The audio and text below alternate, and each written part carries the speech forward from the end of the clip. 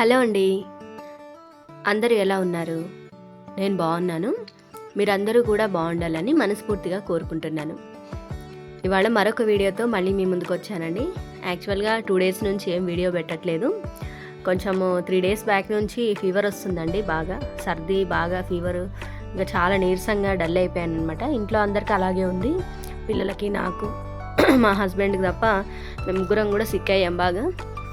ఇంకా అందుకని చెప్పేసి ఏం ఇంట్రెస్ట్ ఉండట్లేదు వీడియో తీయాలనేసి. ఇంకా ఈరోజు అయితే మార్నింగ్ నుంచి ఆఫ్టర్నూన్ వరకు వీడియో అయితే కవర్ చేశానండి.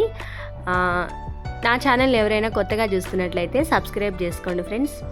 ఆల్రెడీ సబ్స్క్రైబ్ చేసుకున్న వాళ్ళైతే నా వీడియోకి ఒక లైక్ కొట్టండి. మీకు వీడియో నచ్చినట్లయితేనే లైక్ కొట్టండి. ఎవరికైనా వీడియో చూడాలనిపిస్తే చూడండి ఫ్రెండ్స్. ఒకవేళ వీడియో నచ్చకపోతే స్కిప్ చేయండి, నో ప్రాబ్లం. ఆప్షన్ అయితే ఉంది కదా, బలవంతంగా వీడియో చూడమని అయితే ఎవరిని ఫోర్స్ చేయడానికి లేదు కదా. యూట్యూబ్లో వీడియోస్ అనేవి మనకు నచ్చితే చూడొచ్చు, నచ్చకపోతే స్కిప్ చేయొచ్చు. యూట్యూబ్ అనే కాదు, ఏ సోషల్ మీడియాలోనైనా అలాగే ఉంటుంది కదా. సో ఎవరికైనా వీడియో చూడాలనిపిస్తే చూడండి, నచ్చకపోతే స్కిప్ చేయండి. ఇప్పుడైతే వీడియోలోకి వెళ్ళిపోదాం. యాక్చువల్గా మార్నింగ్ లేవగానే ఈరోజు ఇంకా డైలీ యాజ్ యూజువల్గా టీ పెట్టేస్తూ ఉంటాను. ఈరోజు పాప పాలు అడిగింది, చిన్నామ. ఫీవర్ వచ్చింది తనకి. నాకు పాలు కావాలి మమ్మీ, పాలు తాగుతాను అంటే సరే అని తనకు పాలు పెట్టేశాను. నేను సపరేట్గా అక్కడ టీ పెట్టేసుకొని తాగేసాము. ఇంకా తర్వాత ఈరోజు సండే కదండి, ఇంకా పిల్లలు ఎగ్ బిర్యానీ చేయి మమ్మీ అని అడిగారు. కొంచెం ఫీవర్ అలా తగ్గిందనమాట. ఇంకా నోటికి కొంచెం కారంగా ఏమన్నా ఉండేలాగా చేసి పెట్టి మమ్మీ అంటే, ఇంకా ఎగ్స్ ఉన్నాయి ఇంట్లో ఉన్న వాటితోటే ఇంకా అప్పటిదప్పుడు చేద్దాంలే అని ఎగ్స్ బాయిల్ చేసి ఎగ్ బిర్యానీ అయితే చేశానండి.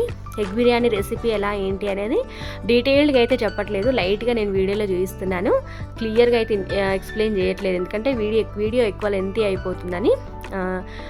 వీలైనంతలో చెప్తాను, ట్రై చేయండి ఫ్రెండ్స్, మీకు వీలుంటే, ఇంట్రెస్ట్ ఉంటే. తులసి కోటకు మొత్తం ఇలా మట్టి పడిపోయింది. వర్షం పడ్డప్పుడల్లా ఆ తులసి చెట్టులో నుంచి మట్టి అంతా బయటకు వస్తుందన్నమాట. క్లీన్ చేసుకోవాలి అదంతా. ఇంకా మనకి 4 రోజులు హెల్త్ బాగాలేక పక్కన ఉన్నాం అనుకోండి, ఇంట్లో పనులు పట్టించుకోలేదు అనుకోండి, ఎక్కడ పనులు అక్కడే ఉంటాయన్నమాట. ఇక్కడ ఈరోజు కొంచెం హుషారు వచ్చింది, ఓపిక వచ్చింది. ఇక్కడ అటుకులు చూస్తున్నాను ఏంటి అనుకున్నారా, యాక్చువల్గా ఇవి మా ఫ్రెండ్ పంపించిందండి నిన్న ఈవినింగ్. ఇంకా బాక్సులు అలాగే ఉన్నాయన్నమాట, ఓపెన్ చేసి చూస్తున్నాను. ఇంకా సౌండ్ బాక్స్ కిచెన్లో ఉంది ఏంటి అనుకుంటున్నారేమో. నాకు మ్యూజిక్ వినుకుంటూ పనులు చేసుకోవడం అలవాటండి. మైండ్ అనేది రిఫ్రెషింగ్గా ఉంటుందన్నమాట. ఇంకా అలాగా పెట్టుకుంటూ ఉంటాను కిచెన్లో మ్యూజిక్ సౌండ్ బాక్స్ని. ఇంకా ఎగ్స్ అయితే బాయిలింగ్ కోసం అని స్టవ్ మీద పెట్టేశాను. ఇక్కడ కుక్కర్ చూపిస్తున్నాను ఏంటి అనుకుంటున్నారా, యాక్చువల్గా ఇది కొత్త కుక్కర్ అండి. రీసెంట్గా పర్చేస్ చేశాను. చాన్నాళ్ళ తర్వాత కుక్కర్ అయితే కొన్నాను అనమాట. ఇంతకుముందు 2 కుక్కర్స్ ఒకటే రోజు బేల్నాయి అనమాట, ఒక 8 years బ్యాక్. అప్పటి నుంచి నేను కుక్కర్ అనేది కొనలేదు. పప్పు ఎలా ఉడకబెట్టుకున్నారు ఏంటి అంటే గిన్నెలలోనే ఉడకబెట్టుకునేదాన్ని, కొంచెం నిదానంగా స్లోగా అయినా కానీ. కుక్కర్ మాత్రం ఆ భయంతో కొనలేదండి ఇప్పటి వరకు. ఒకే రోజు 2 కుక్కర్లు పేలినాయి, అది నేను పక్కనే ఉన్నాను అనమాట.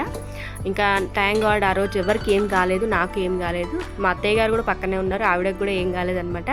ఆ భయం అనేది నాకు అలాగే ఉండిపోయి కుక్కర్ కొనలేదు. మళ్ళీ ఇన్ని ఇయర్స్ తర్వాత మళ్ళీ ఇప్పుడు తీసుకున్నాను. చూడాలి మరి ఇది ఏ విధంగా పనిచేస్తుంది ఏంటి అనేది. ఒక పక్క స్టవ్ మీద ఎగ్స్ పెట్టేశానండి, గుడ్లు ఉడకబెట్టేసుకుంటున్నాను. బిర్యానీ కోసం ఏమేం కావాలో అన్నీ ఏర్పాట్లు చేసుకుంటున్నాను. కుక్కర్ కూడా కడిగి పక్కకు పెట్టేసుకున్నాను. ఇంకా ఆనియన్స్ అయితే ఈ విధంగా సన్నగా చాప్ చేసుకోవాలండి. మనం చికెన్ బిర్యానీలో అయితే ఆనియన్స్ డీప్ ఫ్రై చేస్తాము.